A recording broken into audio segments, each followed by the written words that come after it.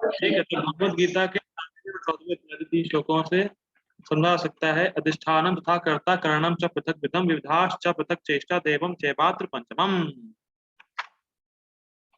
क्या समझ, क्या भी है इसका मतलब?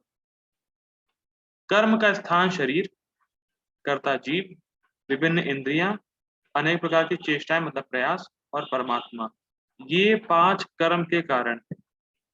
This is the 5 reason of any activity. You are not the only doer, doer 5 हैं। फिलहाल ये सब 18वें अध्याय में सीखेंगे, अभी मैं इसको ऐसे छोड़ रहा हूँ, मैं इसको करूंगा 18वें अध्याय में पूरी टीका सहित मजा आ जाएगा। लेकिन फिलहाल ये समझना है कि कर की 5 कारण है कोई भी कर्म कर। ठीक है, ये ठीक, आगे पढ़ते हैं। ठीक है, भगवत गीता के 13वें श्लोक, कार्य कारण कर्तृत्व हेतु प्रकृति उच्यते के अनुसार प्रकृति को शरीर और इंद्रियों के माध्यम से कर्ता कहा है। मतलब शरीर और इंद्रियां जो कार्य कर रही है उसको कह रहे हैं कि प्रकृति के द्वारा हो रहा है, परंतु प्रकृति को स्वतंत्र कर्ता के रूप में स्वीकार नहीं कर सकता, क्योंकि व्यक्ति को स्वीकार करना हो कि प्रकृति भगवान के संपर्क से क्रियाशील हो। जैसे मैंने बताया, करंट कितना ही पावरफुल हो, लेकिन उसको एक जीवित व्यक्ति जब ऑन करेगा तभी फैन चलेगा। या कह सकते हैं कि अगर फिल्म तो बहुत अच्छी है लेकिन प्रोजेक्टर वाला आदमी नहीं चलाने वाला है तो आपको फिल्म नहीं दिखेगी। तो वैसे ही प्रकृति को डायरेक्ट करने वाले पर्सन भगवान हैं। प्रकृति करता है, ऑल राइट, लेकिन प्रकृति को कर्ता के रूप में भगवान ने किया है। सिंपल नहीं, आप समझ में आ रही है? प्रकृति को बहुत सिंपल है। क्रिएशन के पहले प्रकृति एक समान थी। रजोगुण तमोगुण सतोगुण सब एक प्रोपोर्शन में थे, 1:1:1। लेकिन भगवान ने अपनी काल शक्ति का क्षोभ उस पर किया और जीवों को डाला, तो प्रकृति एजिटेट हुई और क्रिएशन हो गई। पहली चीजें सीखते हैं हम लोग, और फिर दूसरा गीता में भगवान बोलते हैं मया धक्षेण प्रकृति, मेरे अंडर में प्रकृति काम कर रही है। तो प्रकृति भी अंडर कंट्रोल है भगवान के। प्रकृति स्वतंत्र करता नहीं, मतलब ये नहीं कि प्रकृति जो चाहे कर सकती है। प्रकृति को भगवान डायरेक्ट करेंगे तो वो कार्य करेगी। ठीक है, बड़ा सिंपल है। इसलिए आगे बताया जाएगा कि भगवान के कृतित्व को कभी भी अस्वीकार नहीं किया सकता। मतलब भगवान के एग्जिस्टेंस को यू कांट डिफाई। कि प्रकृति भी जो कार्य कर रही है, अभी मैं बोल पा रहा हूं, भले ही शरीर इंद्रियां मेरे पास सब कुछ है और मृत मृत व्यक्ति के पास सब कुछ है, तो प्रकृति तो उसके पास भी है। शरीर क्या कहते, शरीर इंद्रियां और प्राण तो उसके पास भी है, मेरे पास भी है। लेकिन मैं बोल पा रहा हूँ, हाथ हिला पा रहा हूँ, क्योंकि परमात्मा डायरेक्ट कर रहे हैं। ठीक है, सिंपल लैंग्वेज ये है। अब नोट, ये जो प्रभु जी ने क्वेश्चन पूछा था उसका नोट है। एक मानव के रूप में जीव की स्वेच्छा और उत्तरदायित्व का कभी भी लोप नहीं होता। ये बड़ा इंटरेस्टिंग, ये बहुत, देखिए बड़ा इंटरेस्टिंग है, समझते बहुत इंटरेस्टिंग। हमने जो पहले कर्म किए उसकी छाप मन में रहती है। ठीक, इतना क्लियर है। तो हम अपनी स्वेच्छा का उपयोग कर सकते हैं, लेकिन जानवर अपनी स्वेच्छा का प्रयोग नहीं कर सकता। मतलब अगर कोई जीवात्मा सुअर के शरीर में है तो वो सुअर की तरीके से कार्य करेगी, बंदर के शरीर में तो बंदर के तरीके से ही कार्य करेगी। लेकिन अगर कोई मनुष्य जीवन में हो, कितना ही क्यों ना तमोगुण में हो, कितना ही क्यों ना निकृष्ट हो, लेकिन वो भी भक्तों के संग में आके भक्ति कर सकता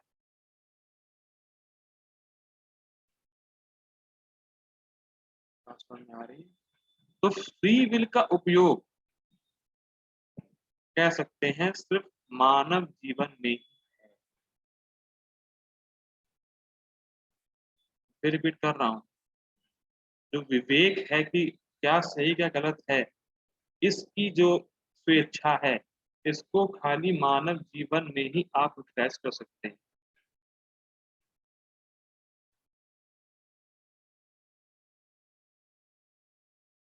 जो मनुष्य रजोगुण तमोगुण में, अब इंटरेस्टिंग, लेकिन जो मनुष्य रजोगुण तमोगुण में रहता है वो ये समझ नहीं पाता कि उसको अपनी इच्छा को कहाँ सही से यूज करना है। ये इंटरेस्टिंग है, लेकिन ये नहीं कह सकते कि वो यूज कर नहीं सकता। बंदर तो कर ही नहीं सकता। कितना भी एक्सपीरियंस्ड और लर्नेड मंकी हो, उसको आप गीता क्लास में बैठाएंगे कि तो वो समझ नहीं पाएगा कुछ, वो मंकी की तरीके से ही बिहेव करेगा। लेकिन कितना भी तमोगुण में व्यक्ति को गीता क्लास में बैठाएंगे, लेकिन उस कम से कम सुनेगा, तो सुनने की इच्छा को उसने यूज किया आपने। लेकिन बंदर तो सुन ही नहीं पाएगा, वो तो इधर उधर बंदर की तरह कार्य करता है, नाचता रहेगा, इधर उधर घूमता रहेगा।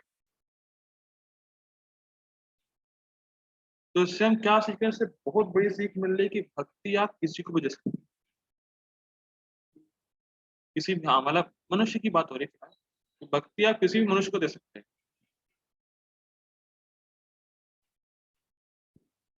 ठीक।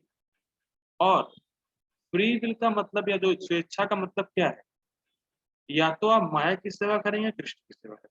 दो ही कंपनी है, कृष्ण की सेवा और माया की सेवा। बस हमें चूज करना है कि हमें सेवा करनी किस। और आपकी स्वेच्छा का उपयोग इसी समय है। मैं रिपीट कर रहा हूँ, इस समय आप क्या चूज करते हैं, कृष्ण की सेवा की माया की सेवा, वो आपके हाथ। लेकिन जानवर के हाथ में ही नहीं। अब सोचिए आपको कितना बड़ा उपहार मिला है मनुष्य जीवन, और फिर भी उसको लोग जो है यूज नहीं करते, तो फिर वो कृपण है। क्योंकि आपको पहली बात तो ये शरीर इंद्रिय सब दिया है भगवान ने, तो भगवान के लिए ही यूज करने के लिए ही मिला है यार। और उसके लिए यूज नहीं करा तो वो सब कृपण है, हम लोग चर्चा कर चुके हैं। ठीक है, तो बड़ा इंटरेस्टिंग है ये सब चीज। ठीक है, लोभ पुण्य तो यद्यपि कर्म और इच्छा का प्रभाव होता है, परंतु से कर्म प्रकृति के संग संपादित हो सकते हैं।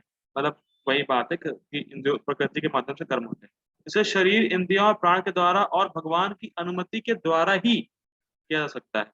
किस प्रकार जीव कर्म और स्वभाव के प्रभाव पर विजय प्राप्त कर सकता है, उसको इस अध्याय के अंत में वर्णन किया जाएगा।